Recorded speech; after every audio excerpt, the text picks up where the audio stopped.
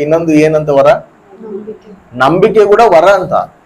ವಿಶ್ವಾಸ ಅನ್ನೋದು ಕೂಡ ಒಂದು ವರ. ಅಂದ್ರೆ ಏನ್ ವಿಶ್ವಾಸ? ಯೇಸು ಸ್ವಾಮಿ ನಮ್ ಸಲುವಾಗಿ ಪ್ರಾಣ ಕೊಟ್ಟನ, ನಮ್ ಸಲುವಾಗ ತನ್ನ ರಕ್ತ ಸುರಿಸನ.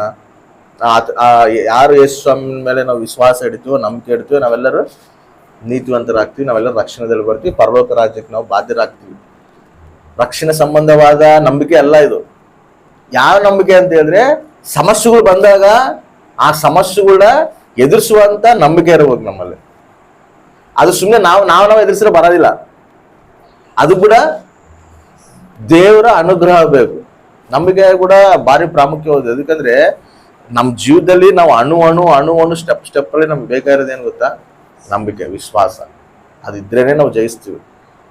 ಅದಕ್ಕೆ ಎಷ್ಟು ಯಾವಾಗ್ಲೂ ಏನಂತ ಹೇಳ್ತಿರ್ತಾನೆ ಗೊತ್ತಾ?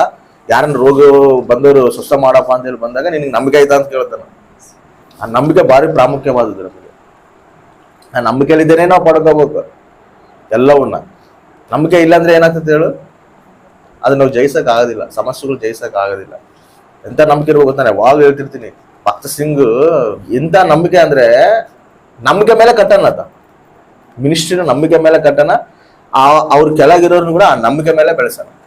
ಒಂದ್ಸರಿ ಮೀಟಿಂಗ್ಸ್ ನಡೀತಿರುವಾಗ, ಭಕ್ತ ಸಿಂಗ್ ಅವ್ರದ್ದು ಮೀಟಿಂಗ್ಸ್ ನಡೀತಿರುವಾಗ 3 ದಿನ ಮೀಟಿಂಗ್ಸ್ ನಡೀತಿರ್ತು. ಆ 3 ದಿನ ಮೀಟಿಂಗ್ಸ್ ಆದ್ಮೇಲೆ ಲಾಸ್ಟ್ ದಿನ ಮೀಟಿಂಗ್ಗೆ ಒಬ್ಬ ಶಿಷ್ಯನು, ಬಗಲಿಗಿರೋ ಶಿಕ್ಷನಿಗೆ ಹೋಗಿ, ನೀನು ರೈಲ್ವೆ ಸ್ಟೇಷನ್ಗೆ ಹೋಗಿ ಟ್ರೈನ್, ನಾವೆಲ್ಲ ಬಂದಿವಲ್ಲ, ನಾವು ಊರಿಗೆ ಹೋಗೋ ಟ್ರೈನ್ ಟಿಕೆಟ್ ಬುಕ್ ಮಾಡ್ಕೊಂಬ ಅಂತ ಹೇಳ್ತಾನೆ. ಹೇಳಿ ಹೋಗ್ಬಿಡ್ತಾನ ಸ್ಟೇಜ್ ಮೇಲೆ. ಈತ ಏನ್ ಮಾಡ್ತಾನ, ಹೇಳೋಣ ಅಷ್ಟೇ, ಅದಕ್ಕೆ ದುಡ್ಡು ಟ್ರೈನ್ ಟಿಕೆಟ್ ಮಾಡ್ಕೊಂಬರಕ ಅಂತ ಹೇಳೋಣ, ದುಡ್ಡು ಕೊಟ್ಟಿಲ್ಲ. ಇವಾಗ ನಾನು ಹೋಗಿ ದುಡ್ಡು ಕೇಳಿದ್ರೆ ನಿನಗೆ ದೇವ್ರ ಮೇಲೆ ವಿಶ್ವಾಸ ಇಲ್ಲ ಅಂತ ಹೇಳಿ ನನಗೆ ಕೇಳ್ತಾನ. ಇವಾಗ ನಾನು ಸರಿ ಅಂತೇಳಿ ಹೋದ್ರೆ, ನಾನು ವಾಪಸ್ ಬಂದಿನಂದ್ರೆ ಏನ್ ಅನ್ಕಂತಾನ ಏನೋ, ಏನಿದು ಪರೀಕ್ಷೆ ಅಂದ್ರೆ ವಿಶ್ವಾಸ ಮೇಲೆ ಆಧಾರ ಆಗಿ ನಡಿಬೇಕಂತೇಳಿ ಆತ ಬುನಾದಿ ಹಾಕಿರೋದು. ಈ ವ್ಯಕ್ತಿ ಏನ್ ಮಾಡ್ತಾನ, ಸೀದಾ ರೈಲ್ವೆ ಸ್ಟೇಷನ್ಗೆ ಹೋಗ್ತಾನೆ. ರೈಲ್ವೆ ಸ್ಟೇಷನ್ಗೆ ಹೋಗಿ ಅಲ್ಲಿ ಮೀಟಿಂಗ್ಸ್ ನಡೀತಿರ್ತದೆ, ಇನ್ನೇನು 1 ಗಂಟೆನಲ್ಲಿ ಮೀಟಿಂಗ್ಸ್ ಮುಗಿತದೆ. ಅಲ್ಲಿ ಹೋಗಿ ಕುತ್ಕೊಂತಾನೆ.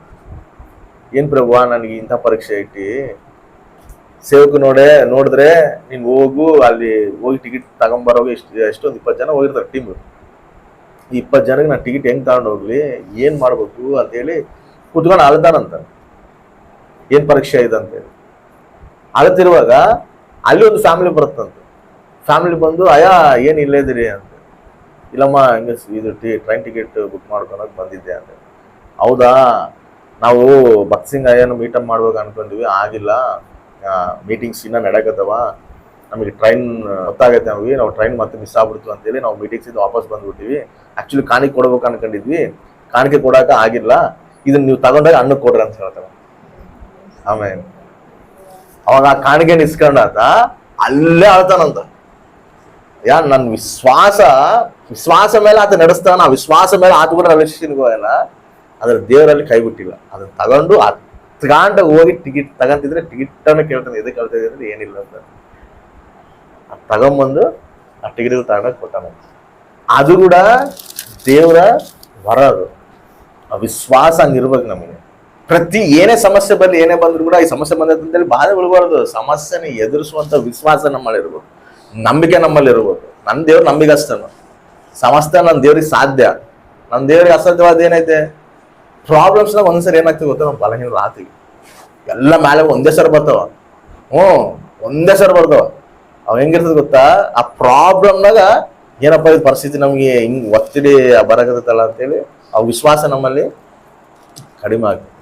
ಹಿಂಗಿರ್ಬಾರ್ದು. ಆ ಪ್ರಾಬ್ಲಮ್ನಲ್ಲಿ ಕೂಡ ನಾವು ನಿಂತ್ಕೊಂಡು ವಿಶ್ವಾಸದಿಂದ ನಾವು ನಡೆಯುವಂಥವ್ರಾಗಿರ್ಬೋದು.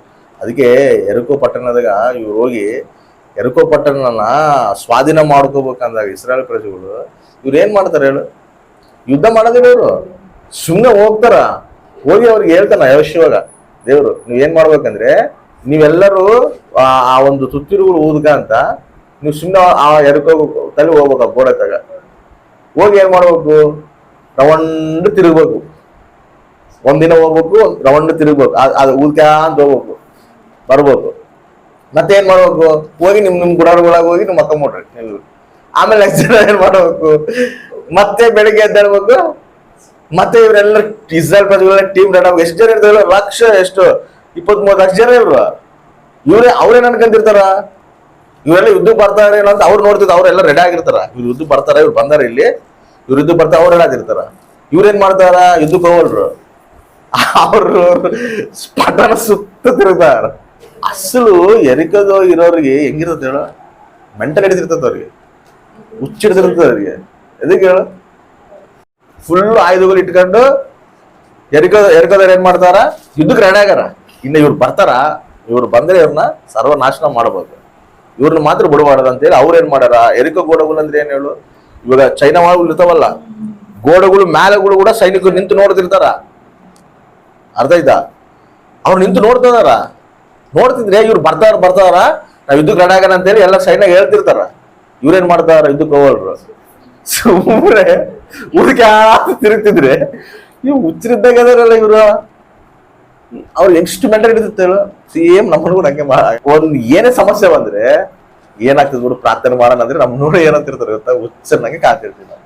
ಏನಂದ್ರೆ ಬಿಡು ಪ್ರಾರ್ಥನೆ ಅಂತಾರಲ್ಲ ಇವ್ರು, ಇಷ್ಟು ಸಮಸ್ಯೆ ಬಂದು ಇಷ್ಟು ಟೆನ್ಷನ್ ಐತಿ, ಟೆನ್ಷನ್ ಅರ್ಥಾವ ಇವರಿಗೆ. ಏನಾದ್ರು ಪ್ರಾರ್ಥನೆ ಮಾಡೋಣ ಇಲ್ಲ, ದೇವ್ರು ನೋಡ್ಕೊಂತಾರ, ಏನ್ ನೋಡ್ಕೊಂತಾರ ದೇವ್ರು, ಅವ್ರು ಹುಚ್ಚಿಡ್ತಿರ್ತೈತೆ. ನಮಗೇನು ಸಮಾಧಾನ ಇರ್ತಾರೆ, ದೇವ್ರು ಮಾಡ್ತಾರ ನಾವು ಪ್ರಾರ್ಥನೆಯಲ್ಲಿ ನಾವು ಬಲವಾಗಿ ನಾವು ದೇವ್ರ ವಿಶ್ವಾಸ ಇಟ್ಕೊಂಡು ನಾವು ನಡೀತಿರ್ತೀವಿ. ಅಪೋಸಿಟ್ ಹೆಂಗಿರ್ತದೆ ಗೊತ್ತಾ, ಅದು ಹುಚ್ಚಿಡ್ತಿರ್ತೈತೆ. ಇಲ್ಲಿ ಸಮಸ್ಯೆ ಇಷ್ಟು ಬಾಧ, ಇಷ್ಟು ಟೆನ್ಷನ್, ಇಷ್ಟು ಗಲಿಬಿಲ ಆಗ್ತಿದ್ರೆ, ಗಾಬರ್ ಆಗ್ತಿದ್ರೆ ಪ್ರಾರ್ಥನೆ ಮಾಡೋರು ಹೇಳೋದು ನಮ್ಮ ನೋಡಿದಾಗ ಎಲ್ಲರೂ ಹಂಗೆ ಅನ್ಕೊಂತಿರ್ತಾರೆ. ಇವ್ರು ಕೂಡ ಹಂಗೆ ಹೋಲ್ಬಿಡು, ಒಂದ್ಸಲ ಏನೋ ತಿರ್ಗಾರ, ನೆಕ್ಸ್ಟ್ ದಿನ ಬೆಳಗ್ಗೆ ಬರ್ತಾರ, ಮತ್ತೆ ಊದ್ ಕೇಳ್ತಾರ, ಮತ್ತೆ ತಿರುಗ್ತಾರ. ಹೋಲ್ಬಿಡು ತಿರುಗ್ಕ್ಯಾಂತ ಏನೋ ಒಂದ್ ಮಾತಾಡ್ತಾರ, ಅದು ಕೂಡ ಅನ್ನೋದಿಲ್ಲ, ಸುಮ್ನೆ ಅವ್ರ ಪಾಡಿಗೆ ಅವ್ರು ಅವ್ರ ಪಾಡಿಗೆ ಅವ್ರು ಊದ್ತಾರ, ತಿರುಗ್ತಾರ, ಸುಮ್ನೆ ಹೋಗ್ತಾರ, ಮತ್ತೆ ನೆಕ್ಸ್ಟ್ ದಿನ ಬೆಳಗ್ಗೆ ಬರ್ತಾರ, ಮತ್ತೆ ತಿರುಗ್ತಾರ, ಊದ್ ಕೇಳ್ತಾರ. ಅಸಲಿ ಅವ್ರಿಗೆ ಅರ್ಥನೇ ಆಗೋದು. ಅಸಲಿ ಆಕ್ಚುಲಿ ಹೇಳ್ಬೇಕಾದ್ರೆ ಯುದ್ಧ ಮಾಡ್ತೀವಪ್ಪ ಅಂದ್ರೆ ನೀವ್ ಯುದ್ಧ ಮಾಡ್ಬಾರ್ದು, ಸುಮ್ನೆ ಊದ್ಕೆ ತಿರುಗಂತ.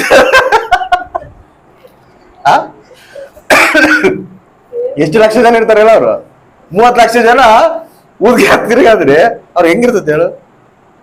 ಯುದ್ಧನ ಮತ್ತೆ ಯುದ್ಧ ಸಣ್ಣದ್ರು ಮುಂದೆ ನಡ್ಬೇಕಂತ ಆ ರೂಲ್ಸ್ ಐತ್ ನೋಡಲ್ಲಿ. ಎಲ್ಲಿ 13ನೇ ಅಧ್ಯಾಯದಲ್ಲಿ ಐತ್ ನೋಡಪ್ಪ.